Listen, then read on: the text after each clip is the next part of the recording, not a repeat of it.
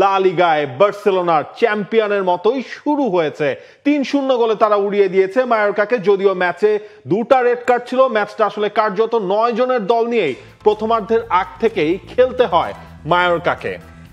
Barcelona শুরুটা করলো যেন আগের মৌসুম থেকেই। লামিন ইয়ামাল আর রাফিনিয়া মিলে দলকে এগিয়ে দিলেন শুরুতেই। এরপরে গিয়ে ফেরান তোরেসের গোল খানিকটা বিতর্ক উস্কে দিয়েছিল। রেফারি সেখানে প্লে অন জানিয়েছিলেন, যদিও মায়োর্কার ডিফেন্ডার শুয়ে পড়েছিলেন। এই কারণে রেড কার্ড দেখে মাঠ ছেড়েছেন মায়োর্কার আরও একজন ফুটবলার। গোলকিপারের ওপরে একরকম হামলেই পড়েছিলেন তিনি ফার্স্ট হাফে, তাই 2 রেড কার্ড। এরপরে গিয়ে ম্যাচের শেষ দিকে লামিন ইয়ামাল ওয়ান্ডার স্ট্রাইকে দলের জয়ের ব্যবধানটা বাড়িয়ে নিয়েছেন। ম্যাচের প্রথম দিক থেকে লামিন ইয়ামালের অ্যাসিস্ট, ম্যাচের শেষে গিয়ে লামিন ইয়ামালের গোল।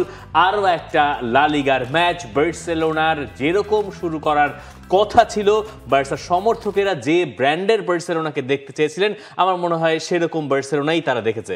ওয়ালটন এখন দেশের সীমানা পেরিয়ে পৌঁছে গিয়েছে 50টিরও বেশি দেশে। ওয়ালটন, ঘরে ঘরে, বিশ্বজুড়ে। একটু থামেন, হ্যান্সি ফ্লিক কিন্তু খুশি নন, কারণ তিনি যেখানে আসলে যেটাকে ফোকাস করেছেন, আপনি 9 জনের দল হওয়ার পরও বার্সেলোনা কিন্তু 60 মিনিটের মতো আসলে সময় পেয়েছিল। সেই সময়টা আপনি কয়টা গোল করেছেন? একটা গোল করেছেন। এই জিনিসটাকে আসলে মার্ক আউট করছেন হ্যান্সি ফ্লিক, এবং তিনি যেটা বলছেন 3টা পয়েন্ট পেয়েছে বার্সেলোনা ঠিকই, কিন্তু বার্সার খেলা পছন্দ হয়নি। আমাদের সামর্থ্যের 50-60 ভাগ দিয়েছে ফুটবলাররা। 9 জনের বিপক্ষে এভাবে খেলা সম্ভব নয়, আরো আক্রমণাত্মক খেলতে হবে। এবার এর বিপক্ষে আমি যুক্তি দেখাই। যখন আপনি একবার জানেন যে ফার্স্ট হাফের ভেতরে আপনার অপোনেন্ট 2টো রেড কার্ড দেখে বসে আছে, তখন আপনি সেকেন্ড হাফে আর খেলবেন কি? মানে মায়োর্কা এরপরে যা করেছে, তারা হচ্ছে নিজেদের শেপটা ধরে রাখার চেষ্টা করেছে।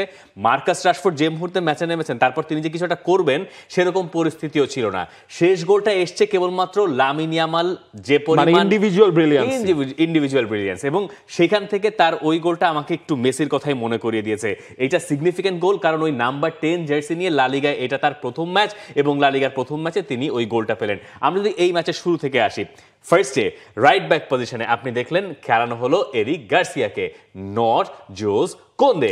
এটা নিয়েও হান্সি ফ্লিককে জিজ্ঞাসা করা হয়েছিল যে কেন এরকম ডিসিশনটা নেওয়া হয়েছে। তখন তিনি বলেছেন যে এইবারের প্রি সিজনে তিনি আসলে ট্রেনিংয়ে যা দেখেছেন, তারপরে এরিক গার্সিয়াকে বসিয়ে রাখার তার সামনে কোনো উপায় ছিল না। এখন ডিফেন্ডারদের ওপরে এই ম্যাচে তেমন কোনো চাপ প্রয়োগ করতে পারে নাই রিয়াল মায়োর্কা, খুবই স্বাভাবিক। আপনি যখন 2টো রেড কার্ড দেখবেন প্রথম ম্যাচে, তাও সিজনের প্রথম ম্যাচে, এটা তো আপনাকে এই ধরনের একটা ঝামেলায় ফেলবেই। এবং কিছু মজার রেকর্ডও এই জায়গায় আছে। 2007 সালে সবশেষ লা লিগার কোনো একটা ম্যাচে, ফার্স্ট ওপেনিং ম্যাচে 2টো রেড কার্ড হয়েছিল একটা ফার্স্ট হাফে, এবং এত বছর পরে এই ঘটনাটা ঘটলো। 2007-এ আপনাকে আবারও ফেরত যেতে হবে। বার্সেলোনার হয়ে সবশেষ কোনো ব্রাজিলিয়ান সিজন ওপেনার গোলটা করেছিলেন, সেটা ছিলেন রোনালদিনিও 2007 সালের লা লিগায়। এবার হয়েছেন রাফিনিয়া। রাফিনিয়ার যে গোলটা, ওইখানে আপনি যেটা বুঝেছেন যে রাফিনিয়া আগের মতো আছেন, লামিন ইয়ামালের সঙ্গে তার কম্বিনেশন ঠিক আছে। এরপরে যখন আপনি ফেরান তোরেসের গোলটা আসবেন, ওই গোলের যে বিতর্ক, যে ডিফেন্ডার মাথায় মানে আঘাত পেয়ে পড়ে থাকলেন, ফেরান তোরেস রেফরির বাঁশি তখনও বাজে নাই, তিনি তার মতো খেলা চালিয়ে গেছেন। পরে গিয়ে হান্সি ফ্লিক বলছেন যে তার দলের বিপক্ষেও এরকম কিছু হলে তিনি বিরক্তই হতেন, কিন্তু রেফরি যেহেতু খেলা থামান নাই, সঙ্গত কারণেই গোলটা। এই জায়গায় হান্সি ফ্লিক কিন্তু বলেছেন যে তার ফুটবলারদের দিকে সবসময় একটা জেনারেল মেসেজ থাকে, রেফরির বাঁশি না বাজার আগ পর্যন্ত কোনো খেলা যেন স্টপ না করে। যেমন যেই জিনিসটা হয় অফসাইডের সময়, অনেক সময় যে ফুটবলার অফসাইডে ভেবে তারা হাত উঠে দাঁড়িয়ে থাকে, সেই জিনিসটা যেন না হয়। ঘটনা যেটা ঘটেছিল, রেফরির মুখেও আসলে বাঁশিটা গিয়েছিল, যেটা নিয়ে আসলে বিতর্কটা।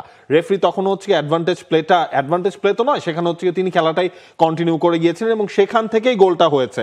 এরপর যখন আপনি সেটা নিয়ে যেমন বিতর্ক আছে যে রেফরি তখন খেলাটা কেন থামালেন না, সেটা নিয়ে আমরা দেখলাম প্রতিবাদ হলো। এরপর যখন রাফিনিয়া একবার ফাউল করলো, সেই জিনিসটা আপনি খেয়াল করে দেখেন, সেটাও কিন্তু হচ্ছে গিয়ে কোনো কার্ড দেখানো হয়নি, সেটা একটা রেড কার্ড হওয়ার কথা। আপনি এই ম্যাচের কনসিস্টেন্সি মেইনটেইন করেন, তাহলে রাফিনিয়ার ফার্স্ট হাফে একটা রেড কার্ড দেখার কথা, কারণ এর আগে রেফারি 2টো রেড কার্ড দেখিয়েছেন। প্রথম রেড কার্ড যেটা দেখানো হয়েছে, সেখানে ডাবল ইয়েলো ছিল, এবং প্রথম ইয়েলো কার্ডটা ছিল ওই ফেরান তোরেসের গোলের বিপক্ষে যখন প্রতিবাদ জানাতে গেছেন ওই ফুটবলার, তখন তার ওইখানে একটা হলুদ কার্ড দেখেছেন, পরে গিয়ে একটা ফাউল করে সেকেন্ড ইয়েলো রেড কার্ড। এবং এরপরে গিয়ে এই যে হাই ফুটের কারণে মায়োরকার স্ট্রাইকার যে রেড কার্ডটা দেখেছেন সেটা প্রথমে রেফারি দিয়েছিলেন ইয়েলো কার্ড, পরে গিয়ে যেহেতু ভিআর সুবিধা আছে ভিআর দেখে তার কাছে মনে হচ্ছে এটা খুবই ডেঞ্জারাস প্লে, যেটা আসলেই সত্যি কথা।